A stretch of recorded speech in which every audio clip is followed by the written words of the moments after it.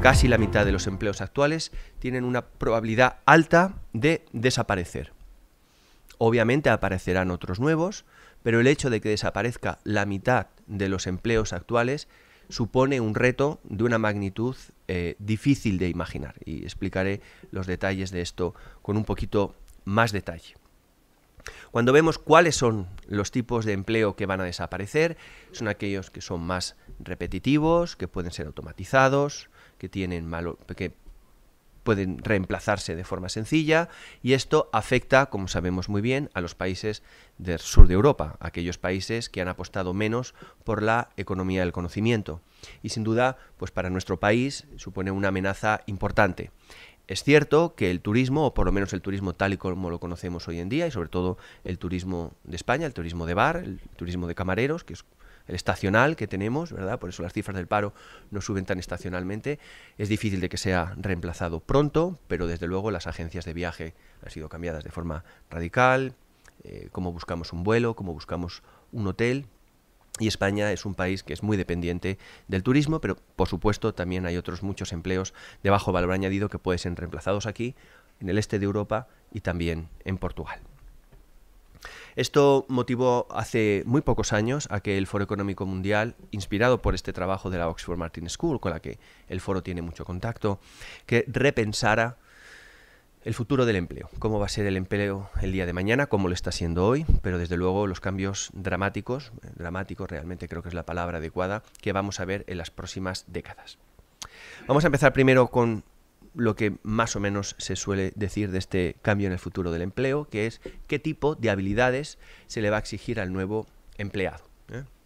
Estas son las que ha identificado el Foro Económico Mundial. No hay que entrar en mucho detalle. Aquí quizá esta tabla sea muy compleja. Ponemos una infografía que parece un poquito más agradable a la vista, pero veis que tener sentido, tener inteligencia social, saber este pensamiento adaptativo, una competencia cross-cultural, pensamiento que nos permita entender cómo piensan las máquinas, que tengamos un alfabetismo, que sepamos comunicarnos bien, interactuar bien con las redes sociales, unas competencias que hoy en día no tiene todo el mundo, unas competencias que tampoco es evidente que puedan tener esas personas que van a perder el puesto de trabajo en los próximos años. Y aquí es donde quiero hacer la primera reflexión que me parece muy, muy importante. Es cierto, esto también es la reflexión que se suele escuchar, que otras revoluciones industriales también han destruido mucho empleo. Y el ejemplo que se suele citar es la agricultura. Las revoluciones industriales, ¿verdad? Solemos estudiar la inglesa, la mecanización del campo, cómo destruyó empleos en el campo. Eso no ha supuesto que demos de comer a menos personas, muy al contrario. Hoy tenemos muchos más alimentos que en el siglo XIX, pero hay muchos menos trabajadores en el campo. Ya esa sustitución no ha supuesto un problema. Hoy hay más puestos de trabajo y hay más alimentos, a pesar de que se han destruido tantísimos puestos de trabajo en la agricultura. Pero si veis la escala de tiempo en esta imagen, ha tardado 2 siglos en reconvertir los empleos que iban desapareciendo en la agricultura. Mis abuelos, uno era cartero y el otro era campesino, sus abuelos ya eran campesinos, y si pensamos en nuestros abuelos y en nuestros bisabuelos, o en la España de principios del siglo XX, una España fundamentalmente rural. Por cierto, una España donde la esperanza de vida eran 40 años. Hemos tenido todo un siglo en España para reconvertir esa España rural, con una esperanza de vida baja, con unos índices de analfabetismo muy altos, en una España muy diferente, mucho más en línea con el empleo, ¿verdad?, de servicios que tenemos hoy en día.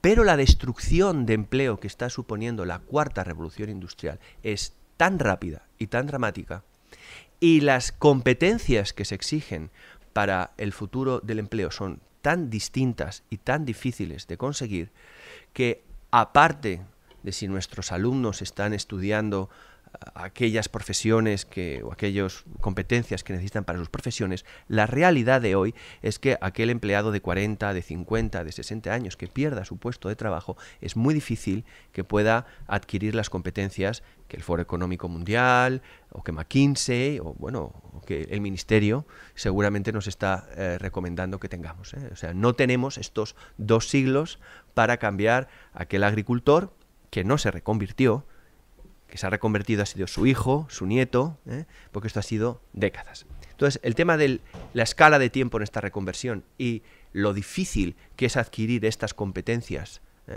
de pensamiento computacional, de transdisciplinaridad, de pensar como un diseño. Este tipo de cosas no se adquieren en unos pocos años.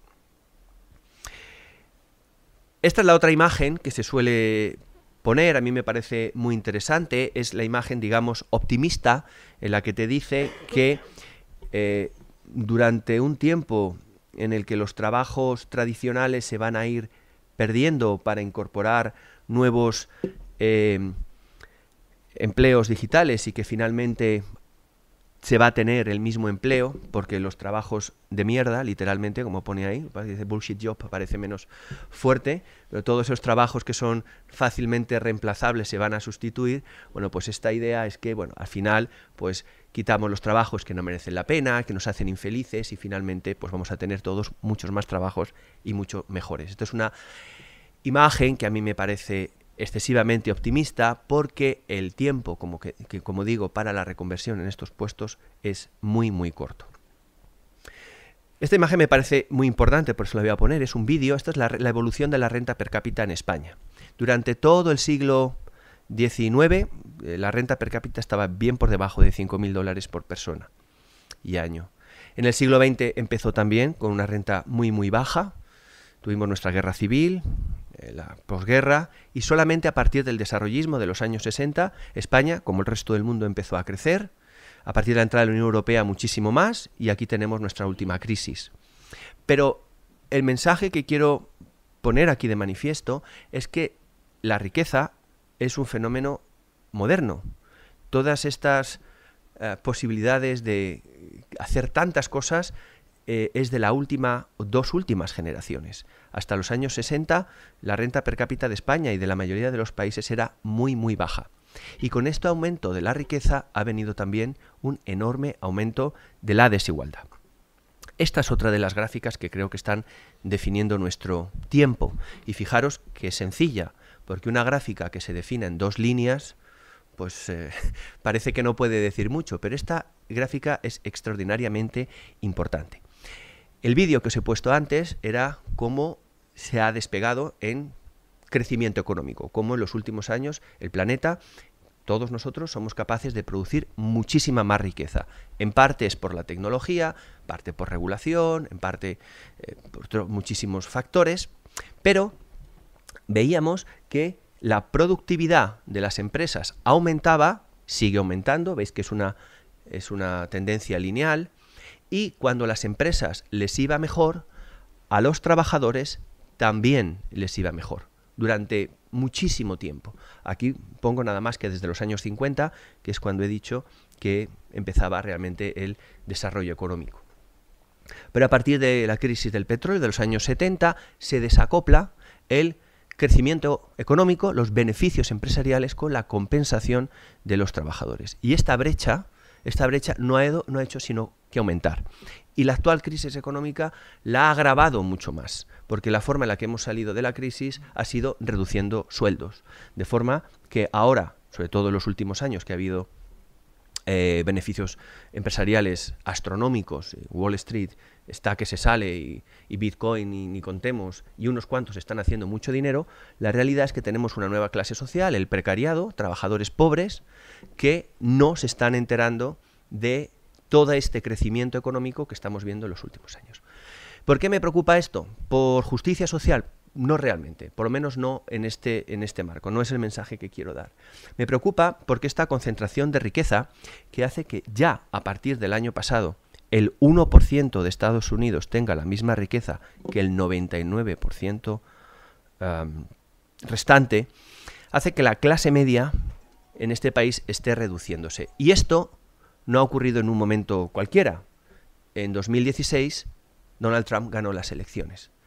La destrucción de la clase media, la desconfianza, el no enterarse o dejarse fuera de los beneficios de la tecnología, del crecimiento económico, pues lleva asociado una ruptura de un contrato social, de una esperanza, sobre todo en Estados Unidos este discurso tiene mucho más recorrido porque todo lo que es el sueño americano está justo en contra de lo que estamos diciendo aquí. Si uno trabaja duro, ¿verdad? El discurso de Obama, si uno trabaja duro, si se esfuerza, al final las cosas le va a ir bien. La realidad es que los datos dicen justo lo contrario. Es un poco más complicado, no quería simplificarlo tanto, y aunque simplemente sea por rigor académico, quería traer esta transparencia que está definiendo esta otra de las que definen nuestro tiempo. Es muy importante. A la izquierda están los más pobres del mundo, a la derecha los más ricos. Ya no hablamos de un solo país. Entonces, ¿cómo en los últimos 20 años le ha ido a los más pobres, a los más o menos pobres, a los más o menos ricos y a los muy, muy ricos? Aquellos que están en una aldea en Gabón o en Senegal, que están atrapados en un círculo de pobreza, que no tienen carreteras, que no tienen acceso al mercado, esa gente no se ha enterado de la globalización. Están igual de mal, es decir, terrible, que estaban hace 20 años. Y eso es un desastre. El gran cambio que se ha producido, como sabéis muy bien, es que en los países en vías de desarrollo ha surgido la clase media. Esto es todo este increíble aumento que hemos visto en India, en Brasil, sobre todo en China, que les ha ido muy bien y han desarrollado una clase media. Pero el problema está aquí en los países desarrollados. En los países desarrollados, el que ha perdido ha sido la clase media. Y ha habido una concentración de riqueza espectacular, porque si al que ya tiene mucho, encima le aumenta la riqueza en un 70%, hay una concentración de riqueza espectacular que lo que está llevando es a esta desaparición de la clase media en las democracias occidentales. Por eso, la amenaza del populismo es especialmente significativa en los países desarrollados. Lo es con Trump en Estados Unidos, lo es en el Reino Unido con el Brexit, lo es en Hungría con los nacionalismos, lo es en Polonia. Toda esta desconfianza viene sin duda de una desaparición de la clase media, mientras que los países que la clase media le va bien, como China, pueden tener sistemas políticos totalmente, digamos, mejorables, en los que la gente no demanda cambios sociales. Esto es muy preocupante. Esta gráfica quizás sea la más definitoria de lo que está ocurriendo en nuestro tiempo. Es del New York Times, se ha reproducido millones de veces y es quizá la más preocupante. Aquí, en la barra de las X, tenemos la década en la que uno ha nacido. Ahí os podéis situar cada uno. Si has nacido en la década de los 30, de los 40, de los 50. Cuanto más a la derecha, más joven eres. Y aquí en las Y es el porcentaje de gente que responde que sí, yo tendría que vivir en una democracia. Mi opción de vida es vivir en una democracia. No estoy dispuesto a vivir en un país que no sea democrático. Las personas que lucharon en la Primera Guerra Mundial tienen todos muy claro que su opción es un país que sea democrático. Pero aquellos que han nacido después de que España se incorporara en la Unión Europea, que podríamos pensar que es pues, una garantía de estabilidad democrática, ya es una minoría aquellos que piensan que sí o sí tienen que vivir en una democracia, y los millennials todavía más bajos. Es decir, que países tan poco sospechosos como Holanda, Estados Unidos, el Reino Unido, Nueva Zelanda, el 25% de su gente joven, de las que está empezando a votar ahora, pues no considere esencial vivir en una democracia, es realmente muy peligroso. Esta es una de las grandes tendencias que estamos viendo en los últimos años. Pero bueno, alguien podría decir, ¿y qué hace un químico hablando de todas estas cosas? ¿Qué hace un químico hablando de todas estas cosas? Pues porque son los temas que nos preocupan en el foro. Me gustaría hablaros un poco ahora de cuáles son las tendencias que estamos viendo en los últimos años, la otra parte más de prospectiva que estamos haciendo. Todos los años, esta es la del año pasado, seleccionamos las 10 tecnologías que nos parecen más relevantes. Aquí siempre con lo mismo, muchas de estas tecnologías, ¿quién se las va a poder permitir? Pero en fin, entremos en perspectiva. Este es el vídeo que hicimos hace unos años con las tecnologías del 2016 y os voy a comentar solamente una, que es una de las que estoy trabajando yo, que es el Internet de las nanocosas, donde realmente creo que se van a producir cosas realmente espectaculares. Me pidieron que escribiera un artículo sobre qué va a pasar cuando haya en números españoles serían 30.000 millones de dispositivos conectados a Internet. 30.000 millones quiere decir 5 dispositivos por persona. No estamos tan lejos de eso.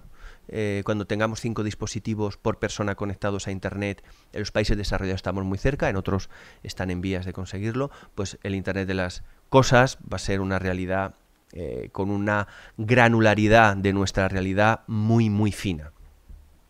Pero a mí me interesa mucho más qué va a pasar con el Internet de las nanocosas, en las que no tengamos dispositivos como la webcam del ordenador o nuestro teléfono móvil o la pantalla que nos está grabando, sino que tengamos billones de sensores en torno a nosotros que estén midiendo la contaminación de la ciudad, los niveles de partículas, de óxidos de nitrógeno, de óxidos de azufre en el aire, que nos dé información en tiempo real y que esos dispositivos, esos sensores que ya tenemos hoy, estén no solamente respondiendo con un cambio de color, sino que sean capaces de transmitir.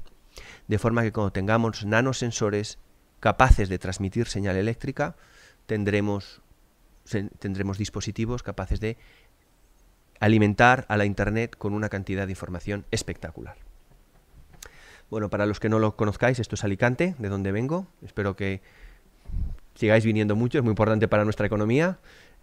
No se ve muy claro, pero aquí, esto es el puerto de Alicante. Aquí es una imagen de lo que llamo yo el Big Data, el Internet of Things, con 5 dispositivos por persona. Hay una granularidad de la información muy buena, pero si en vez de tener 5 dispositivos por persona tenemos millones de dispositivos por persona, ya no estamos hablando de un Internet of Things, un Internet of Nanothings, y no estamos hablando de Big Data, sino de Huge Data. Hay una cantidad de información difícil de imaginar, donde los ceros se nos quedan cortos, porque son nanosensores en torno a nosotros que no solamente están produciendo un cambio de color, que es lo que suelen hacer ahora, hay nanomateriales que cuando hay un derrame cambian de color y visualmente te avisan, sino que tengan capacidad de emitir una señal y que con esa señal se pueda alimentar Internet.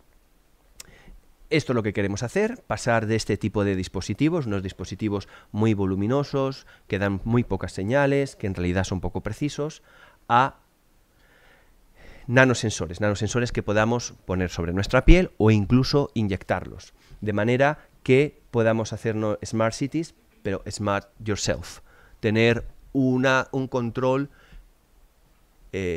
más allá de lo que podamos pensar sobre cualquiera de nuestros parámetros. Y esto se está investigando, estamos muy cerca de conseguirlo, en los que se puede inyectar en flujo sanguíneo diferentes nanopartículas capaces de responder a un cambio, por ejemplo, niveles de insulina sería uno, y eso directamente con un nanotransmisor y un piezoeléctrico transmitir una señal fuera del cuerpo humano. Me gustaría terminar con una reflexión que hice en Davos hace unos años, la que me gusta insistir, porque al final los científicos nos encanta hablar de nuestras tecnologías, de poner estas imágenes inspiradoras como el Internet de las nanocosas en la mente de nuestras personas, pero yo creo que si algo tiene que ser la cuarta revolución industrial es una cuarta revolución en los valores. Hay un riesgo evidente de que nos deshumanice, como sociedad, que haya más fractura social, pero también en nuestras interacciones. Yo recuerdo cuando viajaba en tren y era pequeño, lo normal era hablar con las personas que compartías el vagón. Antes los vagones tenían espacio para 6 personas. Ahora vamos como gallinas y no saludas a la persona que tienes enfrente. Lo vemos en el metro, lo vemos en los autobuses, lo vemos con nuestros hijos.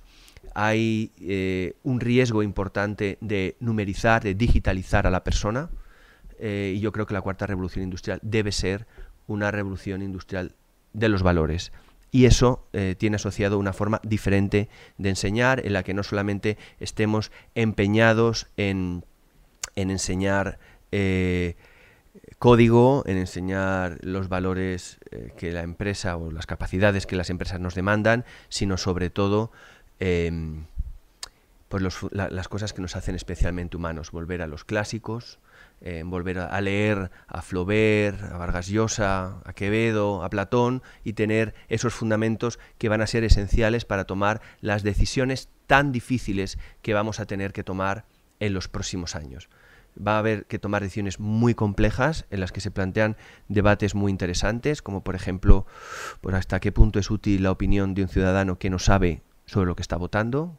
Si alguien no sabe qué es blockchain, ¿cómo se le va a preguntar que tome una decisión ¿verdad?, sobre pues, la nueva banca o cualquier aspecto riguroso. O sea, también va la validez de la democracia cuando se van a plantear temas muy técnicos, pero lo más importante, porque las preguntas en las que sí que como ciudadanos tenemos que definir dónde estamos, es temas de justicia, temas de empatía, y yo creo que esta cuarta revolución industrial adolece, lo estamos viendo en esta concentración de la riqueza y aumento de la desigualdad, del factor humano, y es pues la última reflexión que quería compartir con vosotros y ponerme a vuestra disposición para cualquier pregunta que me queráis hacer. Muchas gracias.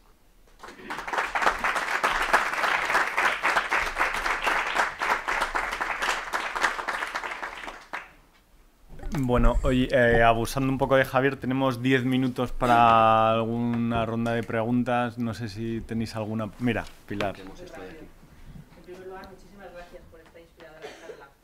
Una socióloga que es una rara avis en el mundo de tecnólogos se siente muy reconfortada de empezar la mañana así. Un par de cosas.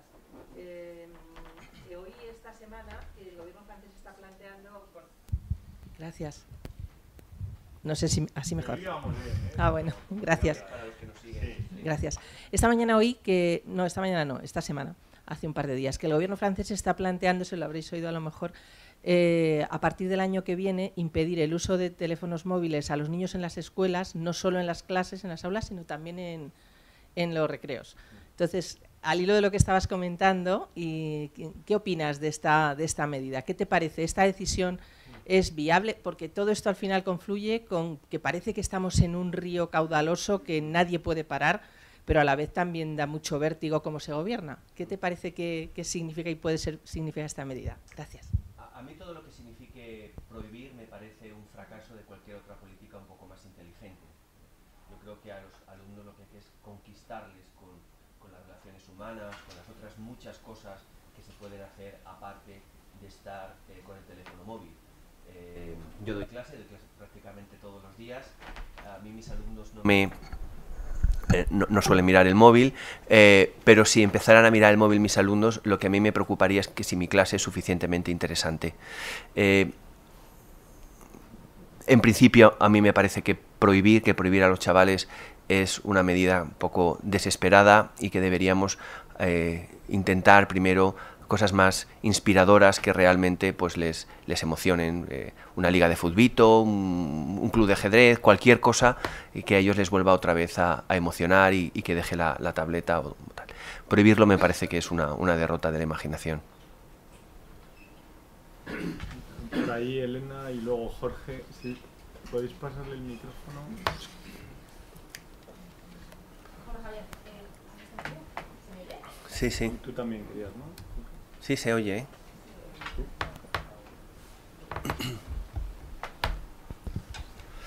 Ok, me ha encantado la charla, para empezar. Muchas gracias. Pero sí que me gustaría preguntarte cómo haces convivir tu trabajo de científico, de investigador en nanosensores, con esta última frase que nos has hecho al final de la revolución de la humanidad o de los valores. Me parece, ¿cómo lo haces en tu día a día teniendo esa perspectiva de que tienes que crees que se ha de revolucionar los valores con tu día a día de investigador de algo tan poco humano como son unos sensores que circulan por la corriente sanguínea? Sí, pues es muy sencillo, es muy natural para mí. Todas estas cosas las hacemos en un grupo de investigación de gente muy joven, enamorados por la ciencia, y os invito a aquellos que no hayáis ido a un laboratorio científico hace mucho tiempo a pasaros por allí y veréis que la única preocupación de los científicos es resolver problemas.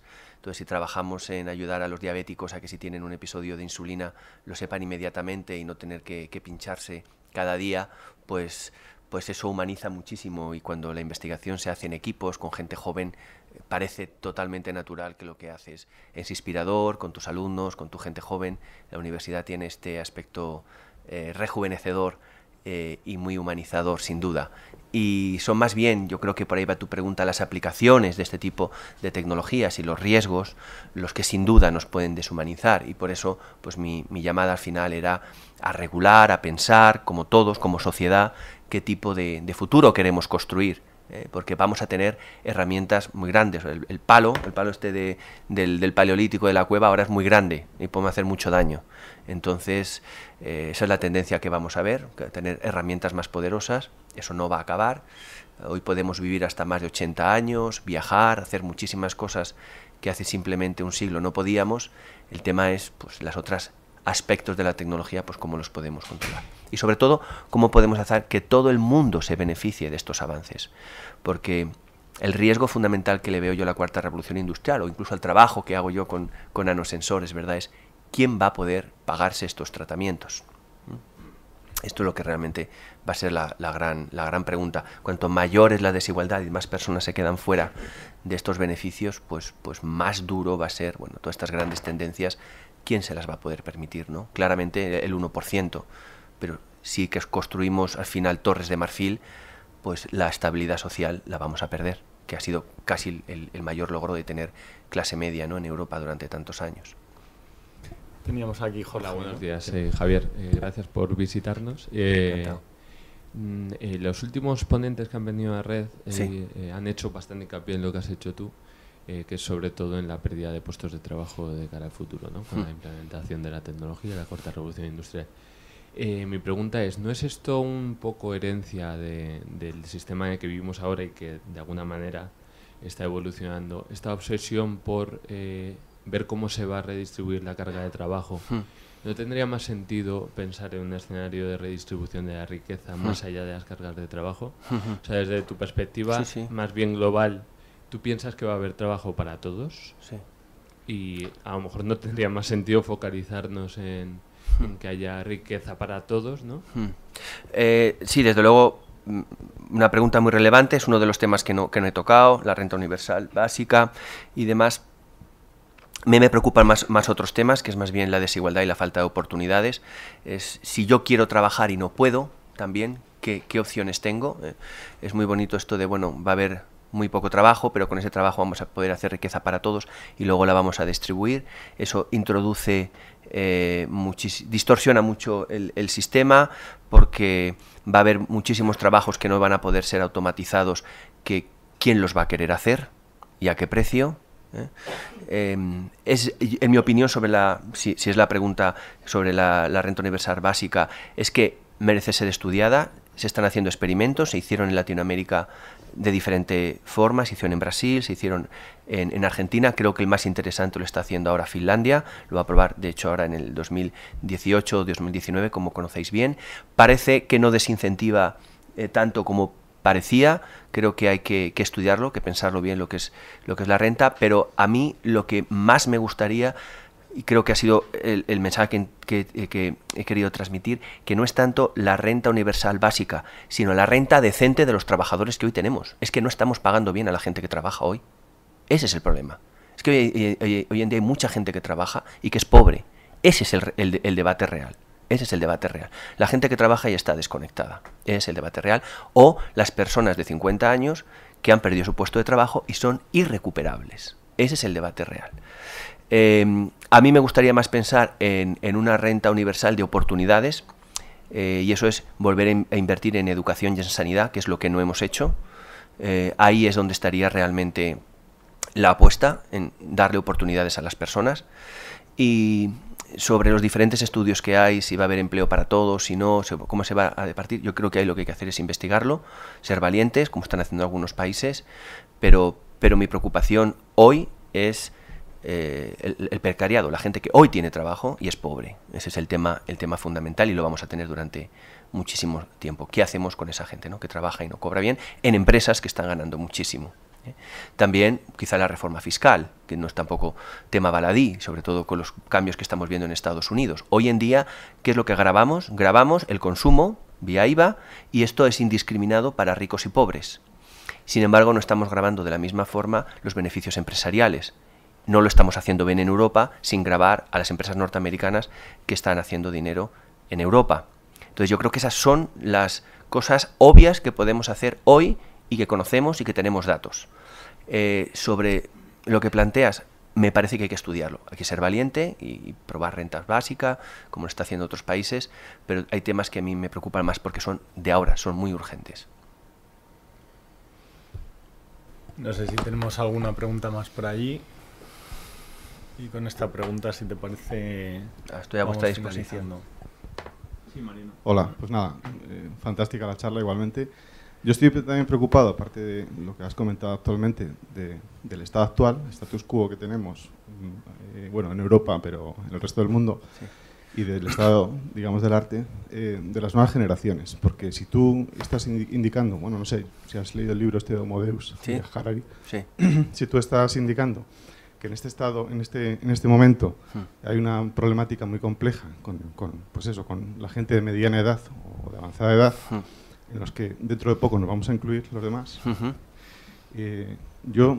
de las cosas que me preocupa tremendamente es la formación de la gente que viene ahora, las nuevas generaciones, porque si todos van a tener que saber tecnología, realidad virtual, matemáticas, física y tal, ¿qué pasa con esas carreras que nunca lo abordan? Claro. Entonces, ¿qué ocurre? Está pensado que en esas carreras, pues si un sociólogo va a introducirse en el mundo laboral, tiene que intentar saber cómo piensan un poco las máquinas. No se le va a dar esa formación. Entonces, yo creo que hay que hacer algo de innovación en el ámbito de, digamos, de la formación. Porque para la gente que está en esa clase media-baja, es la única herramienta que tiene de volverse a situar en la clase media. Sí. La formación, digamos, la capacitación, los estudios, ¿no? Es lo que nos ha permitido ser clase media, claro, a los que, bueno, pues nunca veníamos de familias nobles. Exactamente. Entonces, esto me preocupa tremendamente. Claro. Y parece que las carreras van abocadas a que sean todas tecnológicas. Exactamente. Y los demás se queden fuera de, digamos, del mercado, ¿no? Sí. Bueno, estoy totalmente de acuerdo contigo, bueno, tanto que a lo que me dedico es a dar clase. Yo soy profesor. Es lo que veo todos los días, es lo que me apasiona. Por eso hablaba antes de que el futuro no está tanto en la renta universal básica, sino que está en dar oportunidades, en invertir en la formación de nuestros ciudadanos del futuro. Es muy, muy complejo lo que planteas, porque va mucho más allá. Insisto, el ciudadano que no conoce los temas profundos, la realidad, el asunto técnico de lo que se le pregunta, no tiene opinión. Tiene voto porque tiene que ser representado, porque si algunos no tuvieran voto, esas personas no estarían representadas, no tendrían un representante. Pero ¿cuánto vale el voto de una persona que no sabe sobre lo que opina? Es decir, es mucho más allá, porque el no conocer temas técnicos, cuando vamos a tener que votar sobre temas complejos, trae hasta cierto punto el debate de qué significa ser ciudadano y participar en la construcción del futuro común, ¿no? Eso por un lado. Creo que el tema de alfabetismo tecnológico es fundamental, creo que hay que incluirlo desde mucho antes de lo que planteas, desde la educación primaria, código, que design thinking, y muchísimas de estos aspectos se incluyan, pero insisto con lo que he dicho durante mi presentación, todos estos temas son fundamentales. No me tienes que convencer, es a lo que me dedico, pero sobre todo porque creo que es fundamental para que podamos decidir con conocimiento de base, pero sobre todo lo más importante es que nuestra educación sea más humanista. Si nos va a distinguir algo de los robots, es la empatía, es la multidisciplinaridad, es poder inspirar, qué va a ser un líder el día de mañana, tener visión, todos estos aspectos profundamente humanos se tienen que desarrollar. Todos lo conocemos, las personas que han leído, que han estudiado, que tienen sensibilidad, pues son mucho más humanistas que una persona que no tiene ni el más mínimo barniz humanista, y por eso tienen que ser parte de nuestra formación. Y la última reflexión ya que hago. Tenemos tendencia en España a pensar siempre, entenderme bien lo que voy a decir, además esto con el cartel amarillo me pone un poco nervioso decirlo, pero en España siempre tenemos tendencia a decir es culpa del gobierno. Pensemos que hoy, con el acceso tan sencillo que tenemos a la información y a la educación, somos nosotros, cada uno de nosotros, los máximos responsables de nuestra propia formación. Si no sabemos de algo, es fundamentalmente porque nosotros no queremos invertir el tiempo para aprenderlo. Es verdad que exige un esfuerzo, que tenemos trabajo, tenemos familia, todo lo que uno quiera, pero hoy tenemos acceso a esa formación. Es mucho más cómodo decir, es que, mire usted, es que yo soy de francés, como dice mi padre, ¿no? Es que yo soy de francés. Bueno, pues, pero ha tenido usted 30 años para aprender inglés, ¿no? Bueno, pues como con eso, un poco todo, que tenemos hoy los medios y que no vayamos al debate fácil, porque bueno, viniendo de la universidad, no te imaginas la cantidad de veces que he oído lo de es que la universidad es un desastre. Eso lo he oído alguna vez. Pues nada, muchísimas gracias. Pues, sí, perdona, sí, Pilar, sí. quería otra cosa, perdonad. Hablando de Hariri, de los... Ay, perdón. Gracias. Sí, hablando de los libros de Hariri que son tan estimulantes, no tan divertidos y, bueno, curiosos. En el de Sapiens se menciona, voy a hacer así una reseña muy rápida, ¿no?, que una de las grandes incógnitas que queda todavía por despejar es cómo las mujeres que somos tan potentes en cooperación, en empatía me atrevo a decir incluso, no hemos conseguido superar esa barrera, ¿no?, de la igualdad en todos los ámbitos de la vida y en todos los niveles de decisión. Y al hilo de eso, y de que también se vuelve a decir que en las ingenierías y en las escuelas técnicas y en los estudios más científicos, no, en los científicos no, en los técnicos, está también reduciéndose la presencia de mujeres, me preguntaba desde tu punto de vista, ¿qué podemos hacer las mujeres? Tenemos ganas, tenemos preparación, tenemos fuerza, ¿por qué no llegamos? Bueno, igual me he metido ahí en mucho jardín, ¿no? Pero... No. Desde luego en ciencia estáis, sois mayoría en química, en física, temáticas hay muchísimas mujeres, pero no en ingeniería. Y desde luego no en catedráticas, no en rectoras de universidad, totalmente cierto. Hacen falta dos cosas. Por un lado hace falta modelos que seguir, o sea, referentes, mujeres que sean inspiradoras. A mí, pues, ¿quién me animó a estudiar química? Pues Ramón y Cajal, Primo Levi, Michael Faraday, Marie Curie, bueno, todos nuestros referentes, ¿no? Si tuviéramos más referentes, pues como María Blasco, como Margarita Salas, creo que eso ayudaría a que las mujeres vieran que también tienen por ahí. Yo sé que la Real Academia de Ingeniería tiene un programa específico para mujeres en ingeniería que me parece que es loable. Y luego, eso, ¿qué podemos hacer entre todos? Luego hacer también acción positiva y asegurarnos que la representación de las mujeres es especialmente apoyada, porque la realidad está sesgada hacia el otro lado y tenemos que hacer políticas activas, ¿no?, para que haya representación de mujeres. Pero por otro lado, también por el lado de las mujeres, es ser más ambiciosas. Finalmente, los hombres que llegan lejos es porque han puesto su carrera profesional por encima de otras prioridades. Si queremos... si alguien quiere llegar muy lejos, tiene que invertir mucho y poner eso como prioridad. Si la ambición no es una prioridad, pues se toman otras decisiones que son igualmente válidas, pero yo creo que, por un lado, como sociedad, apoyarlo, educarlo, tener referentes, y por otro, desde el punto de vista individual, ya veis que yo siempre insisto que al final la responsabilidad es de uno, ¿no?, porque si no echamos valores fuera, pues eso, cuando tienes la oportunidad de una promoción o de un trabajo que igual te exige más, pues en ese momento decir sí, lo voy a hacer. Y eso supone en tu pareja tener que luchar y tener una discusión, pues nosotros también las tenemos. Es decir, que hay que tenerlas. Y luego, por supuesto, por la parte de los hombres, aceptarlo, porque al final la mitad del talento, si no más, está en las mujeres. Si no lo utilizamos, pues estamos haciendo ahí un poco el tonto, ¿no? Como veis, casi pasaríamos de hablar de la nanotecnología a la filosofía, y empezaríamos a pensar ahora qué es llegar lejos, ¿no? Que yo creo que los filósofos ya lo definieron en función de tus inquietudes, pues así tus satisfacciones. En cualquier caso, bueno, pues nada, agradecer a vosotros vuestra presencia y, por supuesto, a nuestro ponente. Yo creo que hemos cerrado el año sin desmerecer a nadie con una ponencia extraordinaria. Javier, te agradecemos por tu desplazamiento, por tu tiempo, por tu simpatía. Un placer. Y gracias, pues nada, nos vemos en el siguiente. Gracias.